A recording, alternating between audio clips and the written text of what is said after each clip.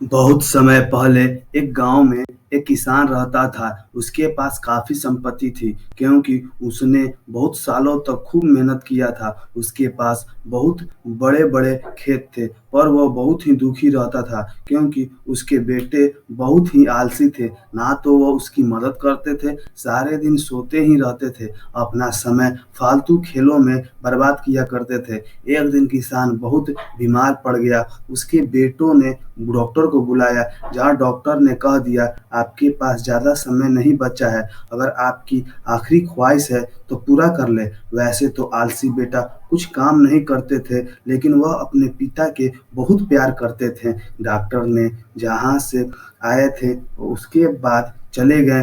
फिर सभी लोग जो है रोने लगे। अपने बेटों को दुखी देखकर किसान का दिल पिघल गया और कहा, चिंता मत करो बच्चों, मैं स्वर्ग में भी तुम्हारी रक्षा करूंगा और जिससे तुम्हें कभी भूखे न रहोगे।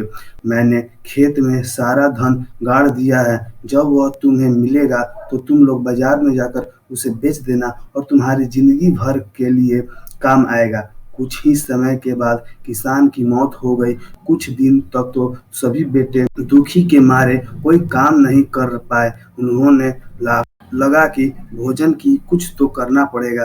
बेटों ने खेत की खुदाई शुरू कर दी, पर वहां उन्हें कुछ ना मिला।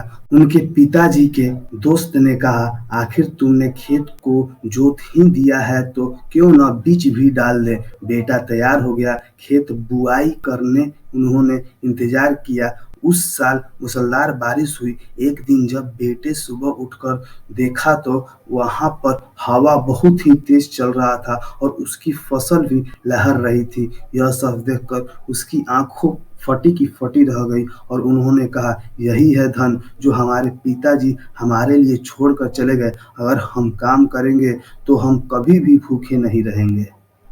दोस्तों, like and subscribe after watching A video.